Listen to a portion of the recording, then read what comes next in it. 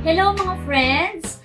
Welcome back again to my vlog and welcome back to my channel. So sa ngayon ay magluluto tayo ng pechay with egg with lomi noodles. So pagkatapos kasi ng busy days ko, balik ulit tayo sa pagluluto.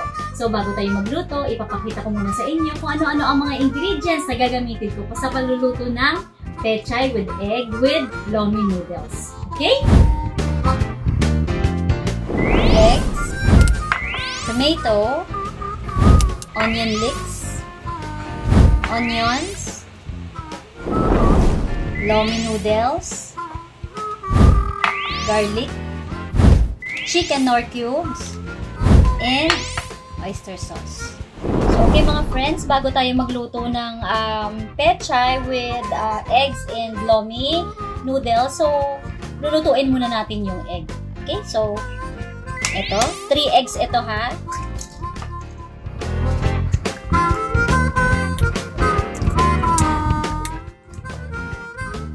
So ngayon, lalagyan ko siya ng paminta. Konti lang to. And salt. Okay, so babatiin na natin.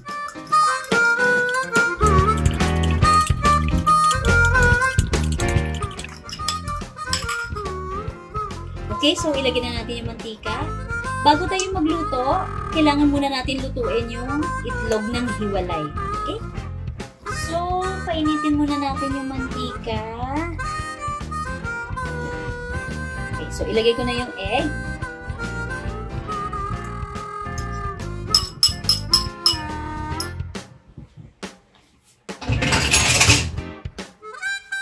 Wow! Okay, ito na po yung egg. So, ito ay bago natin ilagay sa ulam na lulutuin ko mamaya, hihiwa-hiwain ko ito ng square. Okay, so, see you later. Okay, lagyan na natin yung mantika. So, hintayin natin uminit. Ilagay natin yung sibuyas.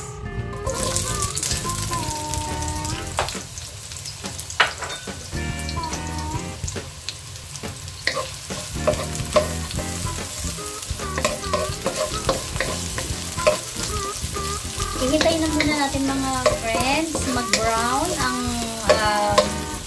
sibuyas bago natin ilagay yung bawang.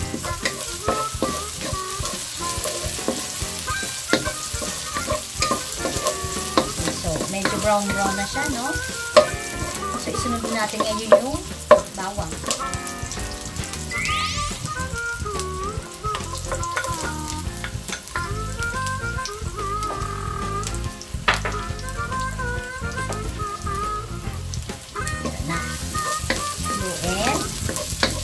Hintayin din natin mag-brown yung bawang. Medyo nilakasan ko yung apoy ng konti ha, para mabilis. Mabilis tayo. Ang bango.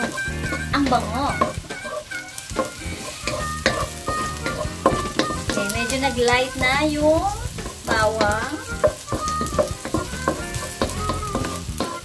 Ngayon, ilalagay natin yung kamatis.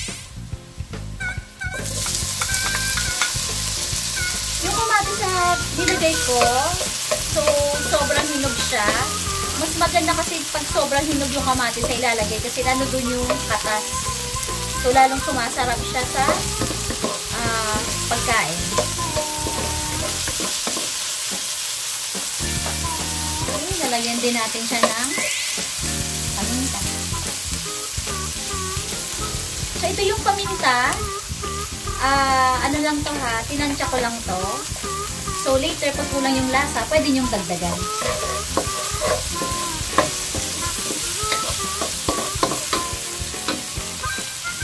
And, lagyan ko din ng asin.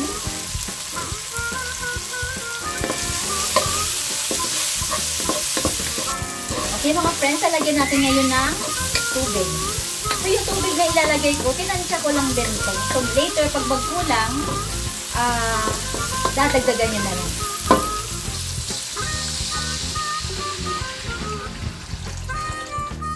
Okay, ito na.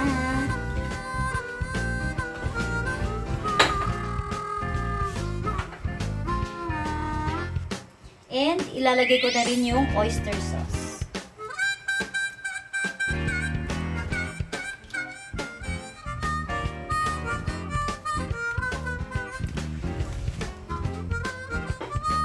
Pwede natin yung chicken cubes. Okay? So, itong chicken cubes na ito yung lalong-lalo nagpapasarap sa pagkain. Okay? So, ilagay na natin.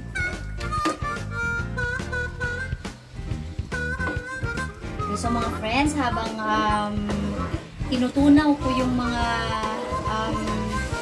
ingredients na nilagay ko, so, wait lang tayo ng mga after 3 minutes. Okay, so mga friends ko, hintayin muna natin kumulo. Nakita nyo kanina, sabay-sabay kong nilagay yung oyster sauce, yung chicken cube. So, hintayin muna natin. Then, pakuluin muna natin yung, to hanggang sa kumulo na siya ng husto. Bago natin isunod yung mga ingredients na ilalagay natin sa gulay na to. Okay, mga friends, nakikita nyo, kulong-kulo na siya. So, uunahin ko muna lagay yung katawan ng pechay. So, ilagay na natin yung katawan ng pechay. Kaya inuna ko siyang lagay kasi ito yung katawan ng pechay, matigas kasi siya. Kaya kailangan natin siyang unahin, ilagay para pag nilagay natin mamaya yung dahon ng pechay, sabay silang lumambot. Okay, so mga friends, hintayin muna natin ng mga 3 minutes siguro bago palambutin lang natin yung katawan ng pechay.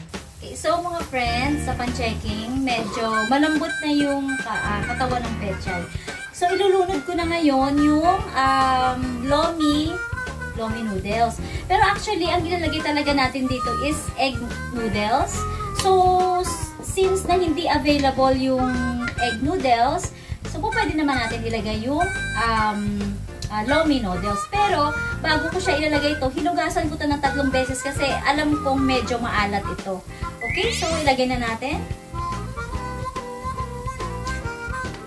Ayan. So, ito na. Haluin natin.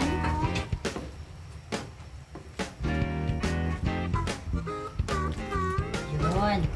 So, siguro, hintayin ulit natin yung mga 5 minutes bago natin ilagay yung mga susunod na ingredients. Okay? So, dyan na kayo. Okay, so napansin nyo ba na yung lomi, pabilog siya?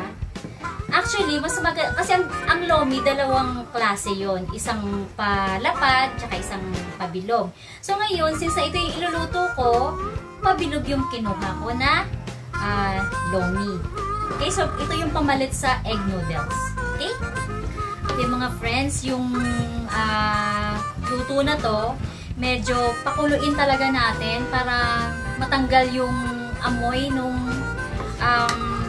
lomi noodles. Kasi itong lomi noodles, medyo maamoy talaga siya. Yun talaga siya eh. Kaya kailangan pakuluin siya ng maigi para matanggal yung kanyang amoy. Okay, so mga friends, kulong-kulo na siya. Siguro wala na yung amoy niya kasi wala na akong naamoy. So ilalagay na natin ngayon yung dahon ng pechay. Itong pechay na to, naku, sobrang favorite ko talaga to. Kaya gusto ko lagi ako nagluluto nito.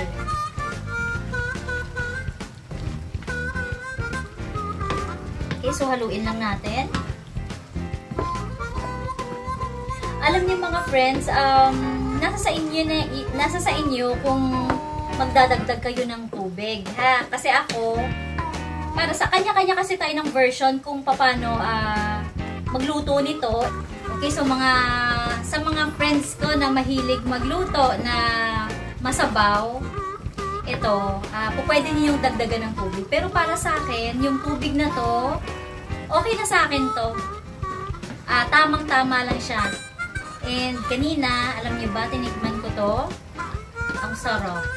Sana nandito kayo sa tabi ko. So mga friends ko, kanina, di ba, nakita nyo, nagluto ako ng itlog. Di ba, hiniwalay ko yung itlog, di ba?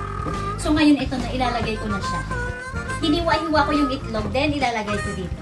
So, isa na rin to sa sahog dito. Okay, so ito na. Hiniwa-hiwa ko siya ng square. So, hindi nyo na siguro makita yung pagka-square niya. Okay, so basta, ito yung itlog na niluto ko kanina. So, haluin natin. Yan. Oh my gosh! Excited na kaming kumain. Kasi alam nyo, ito din yung ulam namin nitong tanghali na to. So, ito yun. Masarap siya, masabaw. Okay, the last one is the onion leeks. Ilalagay na natin yung onion leeks ngayon. Ito na siya.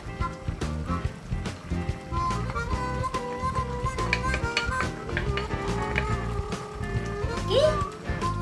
So, mga friends, done na siya. Okay, so, let's eat. Tikiman time! Bye! Okay, hello mga friends. This is it. So, ito na yung finished product ng pechay with egg and lomi noodles. So, alam nyo, it's tikiman time, mga friends ko. So, titikman ko ito, yung lomi, para sa inyo, ha? Okay? So, medyo lang mainit.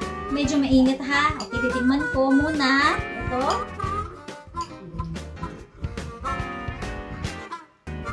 Okay, titikman ko.